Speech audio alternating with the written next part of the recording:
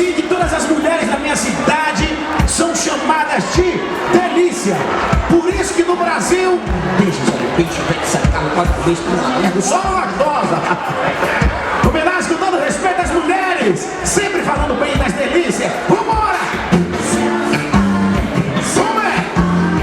Quem é? Você?